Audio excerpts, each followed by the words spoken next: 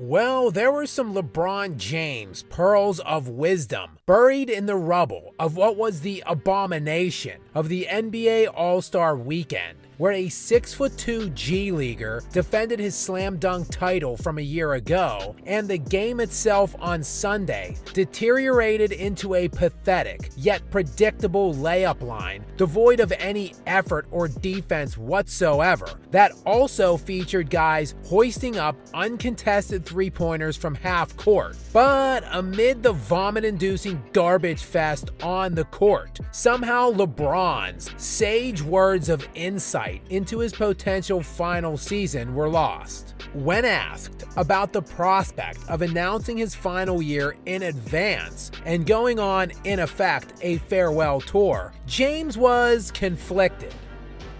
I'm 50-50. I'm gonna be honest. I mean, sure.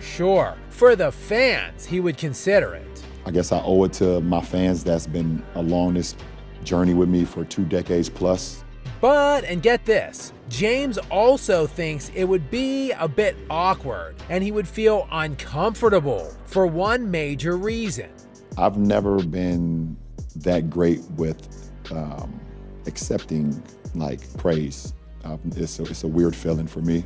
And amid the career exploits of one of the biggest hypocrites in all of sports history, a protracted 21-year examination into his two-faced lies, and quite possibly this is the most hilarious thing he has ever uttered. Not that good at accepting praise. What? No one is better at praising themselves than LeBron James, the most insufferable narcissist, not just in sports history, but quite possibly that has ever walked the earth. His legendary exploits of self-aggrandizement have been well documented, from having chosen one inked on his back at just the age of 17, to declaring himself the GOAT after a teammate hit the game-winning, series-clinching shot to win LeBron just his 3rd title in, at the time, his 13th season. That one right there made me the greatest player of all time. And in recent years, deploying such nauseating tactics, such as having his wife call him the GOAT. The GOAT, respectfully, LeBron James. Traveling to parties with live GOATs, and outright making his own name a synonym for the term GOAT. Because I went to the LeBron James feet.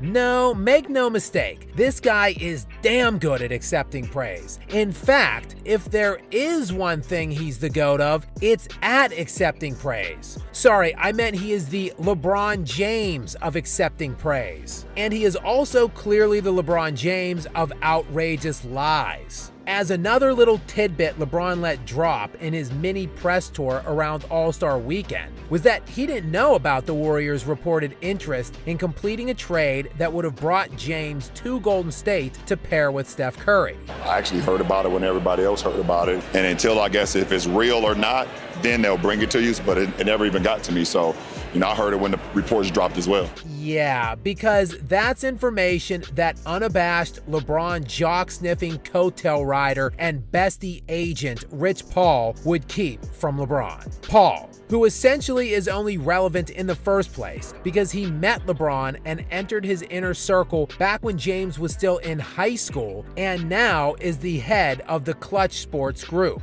utilizing his powers and influence in that role to help collude and rig a trade in at least one very prominent example on LeBron's behalf. In fact, James would still be stuck on that 3rd ring if not for Anthony Davis, and he has Rich Paul to thank for delivering Davis to his doorstep. As AD signed with Clutch in September of 2018, and less than 5 months later, in January of 2019, Davis would inform the Pelicans that he wanted a trade through his agent, who of course was Rich Paul. A violation of NBA rules since he was still under contract for a full year. Further, Paul made it very clear that Davis would not accept a trade to any other team other than the Lakers. Of course, LeBron's team.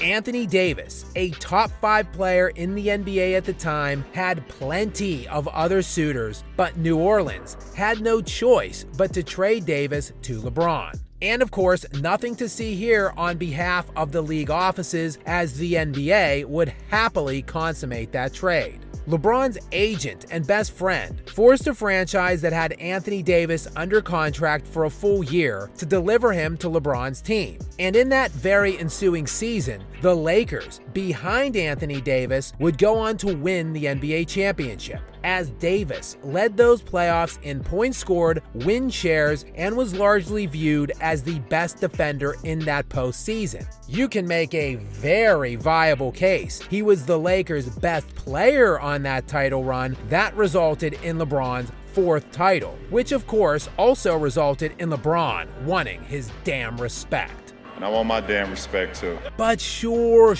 the Warriors called the Lakers and Rich Paul about acquiring LeBron to pair him with Steph Curry, and the first LeBron heard about it was with the rest of us. Right. Does this guy even listen to himself talk? Does he even care how embarrassing it is for him to spout obvious inaccuracies and outright lies? Would you think when he's clearly pretending to read a book, he might sometimes open it to some other page other than page 1? It is pretty apparent at this point that the answer to those questions is a resounding no. Nor does his insufferable, ignorant fan base even care, as they will continue to blindly follow and loyally support the most insufferable egotist in sports history, the LeBron James of complete and utter D-bags.